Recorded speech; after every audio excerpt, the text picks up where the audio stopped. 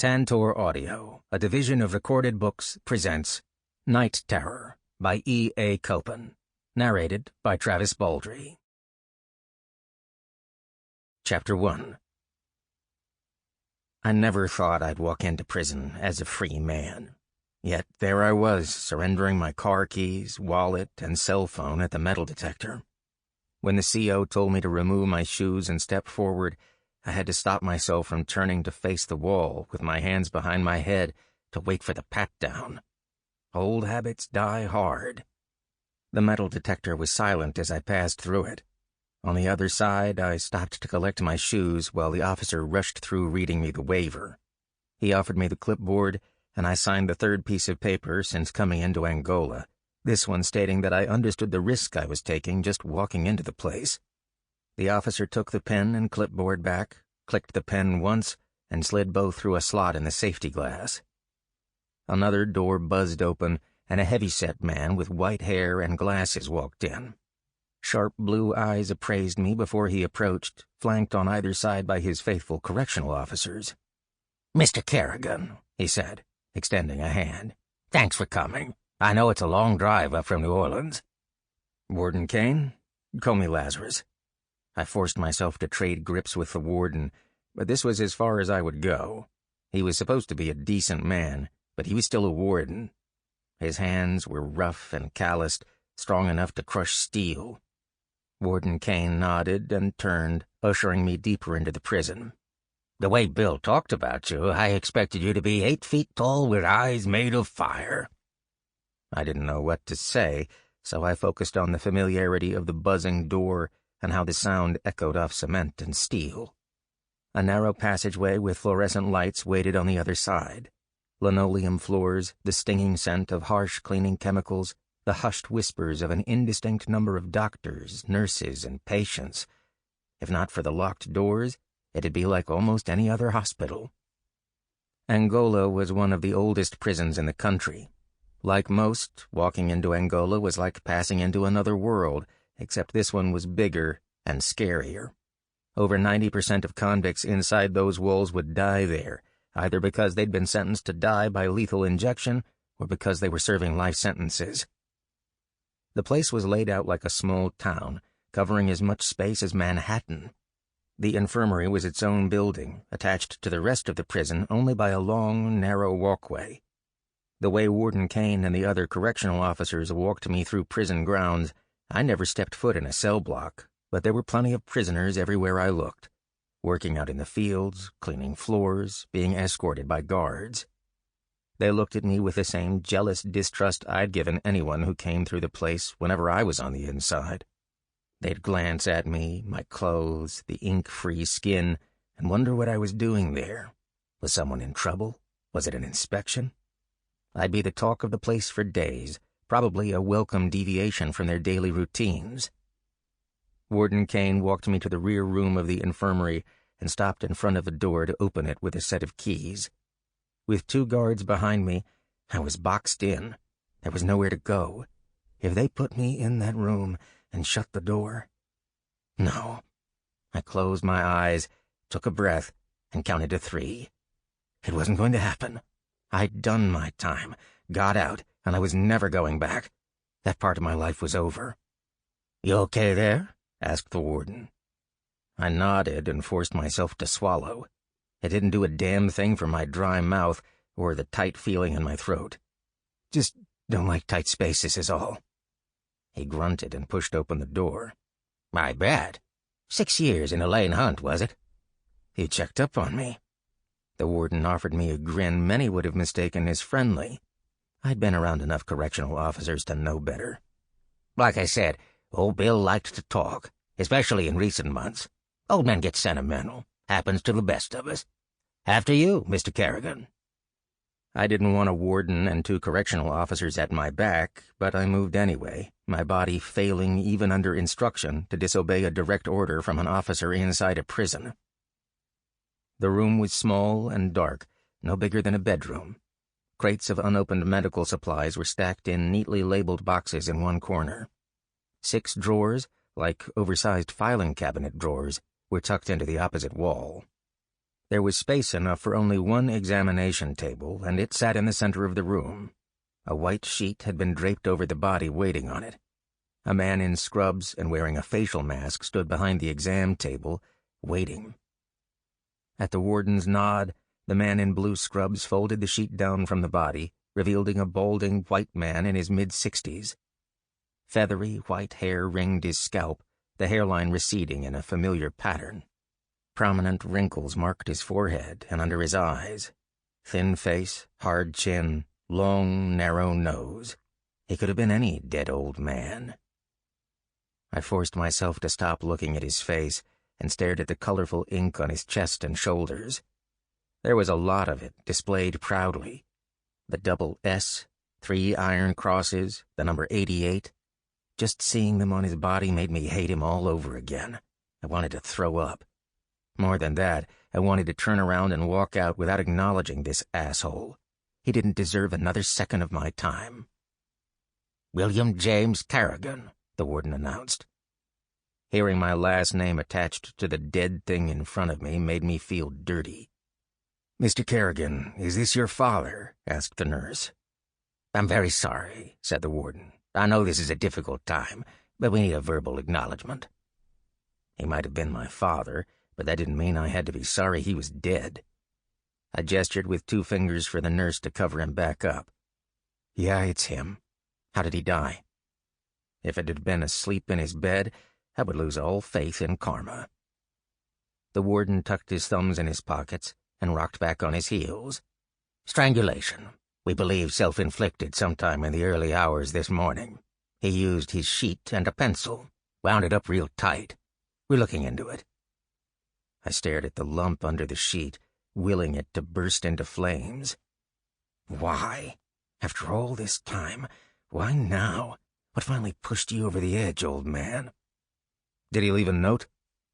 "Didn't leave much of anything. You can pick up his personal effects on your way out." He leaned forward to catch my eye. "Will you be making arrangements?" He wanted to know if I planned on burying him or letting the prison take care of it. It'd be a logistical nightmare to move his body, and as strapped for cash as I was, a near impossibility. I didn't want or need the burial of a man I'd long considered dead already to complicate my life. Why the hell had I driven 3 hours to deal with this? I could have just let them bury him under a white sandstone cross on state grounds. In 100 years, the heat and rain would wear the stone to less than nothing, which is what he already was to me. "I'd like to call around," I lied. "Get some estimates. Can I call about it in the morning?" The warden and the nurse exchanged glances. Warden Kane patted my shoulder as if we were friends. "Of course. I know this is difficult, especially considering the circumstances. However, we do have a strict 7-day policy. If you haven't made arrangements by then, we'll take care of things and send you a bill." Great. No matter what I did, I was getting saddled with this asshole's debts. "Thank you. Can I go? I've got a long drive home." The walk back was a blur of buzzing doors and empty hallways until I saw the exit. Then butterflies surged in my stomach and sweat formed on the back of my neck. I eyed the few guards between me and the exit, wondering if they'd stop me. What if my coming here had prompted some new look at my file, and they found they let me out by mistake? My heart beat in my ears as I realized I didn't read the papers closely that they'd made me sign. I could have signed away my freedom with any one of them. I quickened my steps toward the exit. I had to get out before something went horribly wrong. "Mr. Kerrigan." I halted as the officer behind the bulletproof glass waved a clipboard at me. "Don't run. They'll shoot if you run. Whatever you do, don't run." I turned to face her, but couldn't speak. She smiled. "You forgot to sign out." With shaky hands, I scrawled my signature over the line and waited for her to return my keys and wallet. While I was still fumbling to put my wallet in my back pocket, a side door to the office buzzed open, and she came out with a small cardboard box. "Warden said to give you your father's personal effects." I was still too shaken to refuse the box when she shoved it at me. When I finally made it back to my car, I thrust the box behind the passenger seat and drove the long, winding road to the prison exit without looking into the rear-view mirror. I was 2 miles past the prison turnoff when I finally pulled over and let myself breathe. It's over, I thought, resting my head against the steering wheel and willing my hands to stop shaking. You went in, made sure the old bastard was dead, got his stuff, and got out. No one stopped you. They wouldn't have. There was no reason for them to hold me, and even if they'd had a reason, it wouldn't have been legal. My fears were totally unfounded. Yeah, they'd have to arrest me first and put me through a trial. Since I hadn't done anything illegal lately, good luck with that. I blew out a breath and sat up. Just another 2.5 hours, and I'd be back in New Orleans to pick up my daughter. All this would be behind me, and I could focus on being a better father than that asshole ever was. I reached to adjust the rearview mirror, only to glimpse my father sitting in the back seat. He drew a finger across his neck. Panicked, I spun around to look, but he wasn't there. My phone rang, and I almost jumped out of the car with a yelp. Holy shit, Lazarus, you really need a vacation, I thought, as I fumbled to answer the phone. Hello? Crackling answered me on the other end. Damn it, why'd they have to build prisons out in the middle of nowhere with no reception? I pulled the phone away from my ear to look at the screen. Full bars. What the hell? My car radio screamed to life, flashing through stations until it settled on the bridge to Metallica's Enter Sandman. I reached to turn it off and paused. The hair on my arm stood on end. Jean, if that's you, you're not funny. This sounded like the kind of practical joke the disembodied spirit of a 200-year-old pirate would find hilarious. I waited for him to pop into existence in the passenger seat, doubled over in laughter, but he didn't. Let's try a new strategy. I turned the volume down, but didn't shut it off. Okay, whoever you are, you should know this isn't my first time dealing with ghosts, and I don't scare easy. You've made the mistake of haunting the wrong necromancer on the wrong day. Unless you want to become my personal ghost piñata, I suggest you buzz off. The radio died. My skin quit crawling, and the air in the car lightened. Fucking ghosts. I hadn't seen one in almost 3 weeks, ever since I'd gotten back from hell. The last few weeks had been downright boring, present events aside. Figures a ghost would pick that day of all days to mess with me. I started the car. I hope he got the message, whoever he was. My phone rang. I picked it up. Listen, pal, I don't know who you think you're messing with, but take it easy, Laz. Emma, I realized. That'd teach me not to check the caller ID. I rubbed my forehead. Emma, damn it, I'm sorry. Is everything okay? You sounded kind of tense there. Tense is putting it mildly. It's been a hell of a week. I sighed. Between enrolling my 3-month-old daughter in daycare, losing my mentor, and now this, I was desperate for some time away.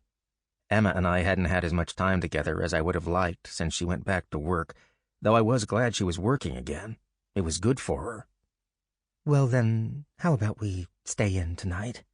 Her voice dipped low, taking on that flirty, sensual quality that made my heart beat fast for all the right reasons. Put on a movie, order some takeout, cuddle up on the couch. I almost groaned, thinking about an actual relaxing evening. You really know how to get a guy worked up, don't you? Absolutely. I just need to finish up one last bit of work, pick Remy up from daycare, and get cleaned up. You want me to bring anything? Just whatever you think you'll need to be comfortable for the evening. Which reminds me, I picked up a playpen for Remy, so you don't have to haul yours with you every time. Remind me to kiss you, you amazing woman. 6? Make it 6:30. I caught a case today. Lots of paperwork. We said our goodbyes, and I got back on the road, headed south. The remaining 2.5 hours of the drive would feel like nothing if it meant I got to spend the evening with my 2 favorite ladies. This was our 3rd official date. I tried not to read too much into things, but it was hard not to, especially with the way things had been going. She said she wanted to move things slow, which I agreed to. Emma set the pace. But there was an unwritten rule about 3rd dates, especially when they came with the suggestion you stay in instead of going out. Not that I expected her to just hop into bed with me, especially not after all she'd just been through, but a guy could hope. The fact that we'd been dating 3 weeks now, and I hadn't slept with her once, should have been a testament to my willpower. After the events of the day, I could use something to look forward to, so I let myself believe that was the direction things would go in. I decided to hit a chain pharmacy and pick up a few things. Better safe than sorry, right? The clerk gave me a knowing chuckle when I added diapers to the mix. "You should add some flowers." I counted out the bills and shook my head. "Not for her. She grows her own, and every other rose is inferior." "In that case, I recommend chocolates. Can't go wrong with imported chocolate." I stepped back, scanned the front of the register, and grabbed 2 of the most expensive chocolate bars I could find. "You deserve a raise." She chuckled and bagged the chocolate. "Tell that to my boss." I hit traffic going across town, so I turned on the radio and went channel surfing, pausing on a news program. Neighbors described John Holtzgreif as a caring family man, a dedicated father, and a loving husband. Certainly not the type to strangle his 2 young children and wife to death as they slept before hanging himself. The murder-suicide is the 3rd of its kind in as many days. Police have denied any connection between the slayings, calling it a tragic coincidence. Emma's voice came on next against the shuddering of camera lenses. "The sad truth is, as we approach the holidays, many people struggling with depression and mental health issues often feel overwhelmed. That's what we're seeing here.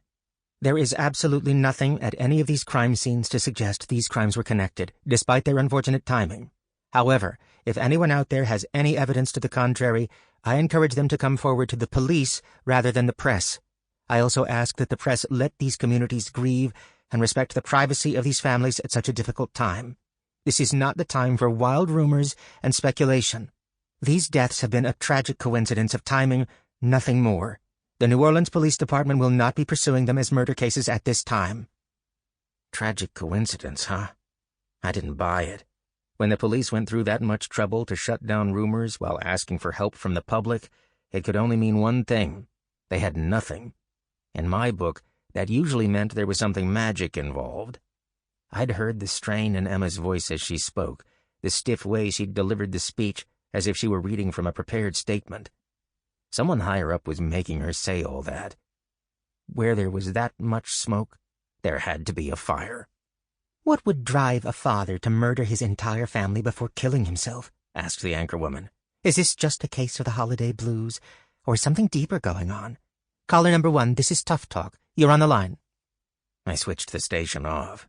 Whatever it was, I could ask Emma about it later, after Netflix and chill. I sighed. What did it say about me that I considered that pillow talk? Chapter 2. I rang Emma's doorbell, even though she told me last time I didn't have to do that. I might have had a standing invitation to come on in, but it was still her house, and it felt weird. Remy fussed in the car seat, kicking and doing that hacking cry she only made when she was genuinely pissed. The daycare worker said she'd been that way all day. She even refused to take a nap. Maybe Emma could get her to sleep. Remy liked Emma.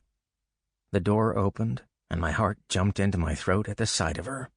Not that she was wearing anything special, just the normal post-work t-shirt and workout sweats. She'd let her hair down, but it was still full of curls from earlier in the day. It didn't matter.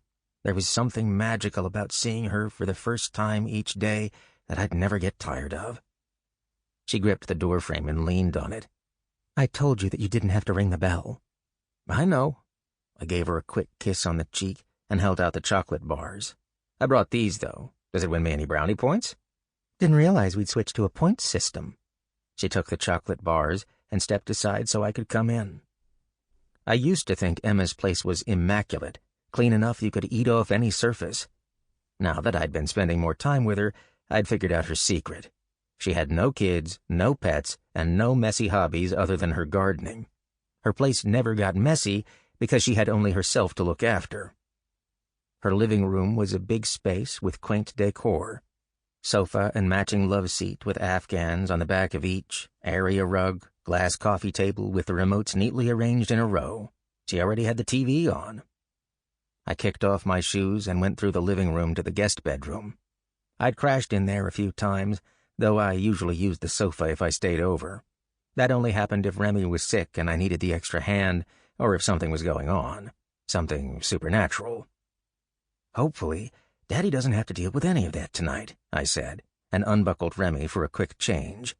"And you'd better go to sleep, or I swear I'm going to put the pink dress on you tomorrow. I mean it this time. Don't make me do it. I know how much you hate that dress." "There's a new Thai place I thought we'd try," Emma called from the kitchen. I made a face and whispered, "Please, God, no." I'd have killed for something with zero nutritional value, but I knew better than to argue with Emma when she wanted something. "Sounds good." After I got Remy changed, I brought her out into the living room with me to find Emma already on the phone. I just had her double whatever she was already ordering and sat down to feed Remy, but Remy didn't want to eat either. All she wanted to do was fuss. I checked her head. She didn't seem warm. "Is she sick again?" Emma asked once she hung up. "No, just not sleeping well." I sighed and handed Remy off when Emma stretched her arms out. "She's killing her old man. Haven't been able to get more than 4 hours of sleep for the past week." "If you're tired, imagine how she feels." Emma walked back and forth with Remy on her shoulder, patting her back. After a few minutes, she hummed "Somewhere Over the Rainbow," and Remy finally quit crying. I couldn't help but smile and shake my head. If there were perfect moments in life, that had to be one of them. That meant I had to ruin it, of course. My brain drifted back to the prison, and I saw my dead father's face. There must have been a time when he felt this way about me. Maybe when I was too small to be as much trouble as I turned out to be. He couldn't have hated me from the moment I was born, right? What if what happened on the road earlier wasn't some random ghost, but the ghost of my father back to fuck up my life one last time? That sounded like him. He was a vengeful bastard, wasn't he? The one beating I'd taken in prison had been because I was Bill Carrigan's boy. My old man had shanked someone at Angola who had a relative in with me. Because of Bill's connections with the Aryans, he was untouchable, but I wasn't. "Laz?" Emma's voice snapped me out of it. "Something wrong?" If I told her, it would ruin the night. No, I wasn't letting Bill ruin this for me, too. He'd already done enough. I smiled. "Nah, just thinking. How do you feel about a romantic comedy?" She got Remy into a nice, deep sleep about the time the Thai delivery guy rang the bell, which meant Remy woke right back up. Luckily, she was so tired she went right back down with another rendition of Somewhere Over the Rainbow and didn't even wake when Emma put her in the crib. The one good thing that came out of it was I got to cover dinner, even though she'd been planning to. I also had enough time to get out a couple of candles and light them for ambiance. By the time Emma came back from the guest bedroom, I had the takeout dumped onto plates, waiting on the coffee table, the movie queued up, and the candles lit. She stopped and crossed her arms, taking in the scene. "I thought we agreed on a low-key night." "This is low-key." I popped the cork on the wine I'd found in the cabinet and poured some for both of us. She raised her eyebrows at the screen. "Army of Darkness. Since when is that a romantic comedy?" "Since February of 1993 when it was released." I offered her one of the glasses. "What? It's funny and has a romantic subplot." She took the glass and sat on the sofa.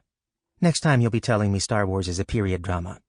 I shrugged. Well, it did happen a long, long time ago.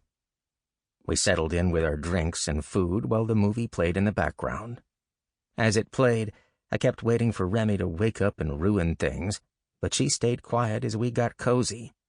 I tried to be smooth and slipped my arm behind Emma, even though I was pretty sure she was onto me. Emma rolled her shoulders. I thought it might be a sign I should back off, but she reached up to grab my hand and planted it on her shoulder. "Do you mind?" she asked. "It's a little stiff. Stressful day." "Oh, absolutely. Any excuse to cuddle closer." "Yeah, I heard you on the radio. Back just a few days and the chief's got you doing press conferences already. Someone's on the fast track." She sighed. "Fast track to nowhere, maybe. There are weeks of backlog in the department. No one even wants to look at these murder-suicides other than to tick a box and hand it over to the cleanup crews. I still can't help but think they might be connected." I shrugged. Her shoulders were getting tenser under my hands. Steer the conversation away from work, or this would be another early night. But don't be too dismissive. Maybe. Holidays are hard for some people, though. Speaking of, you have plans? I was thinking maybe we could do something together, seeing as how Remy and I are on our own this year. Crap, I hadn't meant to bring up something depressing. Quick, put a positive spin on it. Remy's first Thanksgiving, too. There, I'd saved things, hadn't I? I don't know. She shook her head. Her hair brushed against my fingers and fell over her shoulders. There was no way to keep trying to rub the tension out of her shoulders with it in the way. Perfect excuse. I pushed the hair aside and kissed her shoulder. She leaned back against me, which I took to be a sign I was on the right track, and moved up to kiss her neck. Emma turned her head toward me.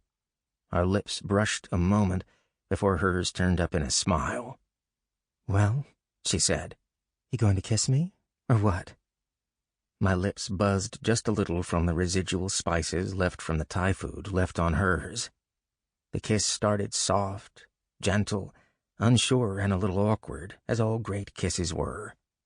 My heartbeat sounded in my ears, blocking out the sounds of Ash Williams fighting his evil self on the screen. Emma broke the kiss just as it was getting good and stood to grab the remote. She paused the movie just before one of my favorite lines in the film and dropped the remote back to the table. "That's better." But I couldn't speak suddenly because she was climbing into my lap. Her hands wrapped around the back of my head, and she pulled me back into another kiss, this one more urgent. Desire flooded my body in waves, hot and hungry. I wanted, no, needed this even more after the events earlier in the day. Needed to feel bare, warm flesh under my hands, feel the beating of another heart pounding against mine. And not just any heart, the heart of someone who genuinely cared that I was alive too, someone who gave a damn. I wanted to feel wanted, and needed her to feel the same. Emma was softer than I expected her to be, a fact that only made me need her more. My hands slid down her lower back. I couldn't remember moving them there, nor could I recall how her hands had gotten under my shirt already. At the moment, I'd been too focused on the pace of her breathing, how she'd started making little breathless sounds in the back of her throat, the pressure and texture of her tongue against mine. Damn it, if she didn't stop moving on top of me, making that sound, I was going to lose control. Then disaster struck. Remy let out another one of her angry, hacking cries from the back bedroom. Emma pulled away, sighed, and rested her forehead on my shoulder. "Let her cry it out," I said, and tried to kiss her again. She shook her head. "I'm sorry. It's not even Remy. I can't get it out of my head. The scene, you know. There were kids." I sighed and wrapped my arms around Emma, pulling her close. "It's okay. If you want to talk, I'll listen." Inside, I was gritting my teeth. "Damn it, kid, I was this close. You are so wearing the pink dress tomorrow." "I'm really sorry, Laz. I don't want you to think I don't want to." She rolled to the side and plopped onto the cushion next to me. It's okay." I lifted her hand and kissed her fingers. "I better go check on Remy." "No, stay." She stood and adjusted her clothing, tugging down on her shirt. "I don't mind. In a way, it helps." I understood. Boy, did I ever. Sometimes when the world gets dark, you have to find your light in the little things. While Emma was gone, I groaned and stretched out on the sofa. Part of me wanted to try again when she came back. It was early enough that I didn't have to leave, and we still had part of the movie left. Anything could still happen. Realistically, I knew I'd never had a chance in the first place, not with Remy refusing to sleep and Emma having caught a nasty case. The timing just wasn't right. Didn't stop my caveman brain from insisting on focusing on every detail of that kiss right up until the moment it ended. "I think she's having nightmares," Emma said when she came back. "Guess that makes two of us." I sat up to make room on the sofa for her. "Yours related to these murder-suicide cases?" She sat down next to me and leaned her head against my shoulder. "About hell." My heart sank into my gut. I'd hoped she wouldn't remember the worst of it once she was back to normal. I'd even convinced her to let me try a mild form of hypnosis. When that didn't work, we tried to enlist Paula's help. Paula was Fae and had the power to alter memories, yet even she couldn't erase. Sample complete. Ready to continue?